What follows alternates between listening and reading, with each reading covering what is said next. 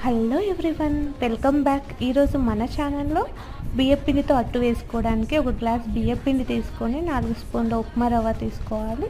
ఆ తర్వాత ఒక స్పూన్ సాల్ట్, ఒక స్పూన్ జీలకర్ర వేసుకొని వాటర్ యాడ్ చేసి కలుపుకోవాలి.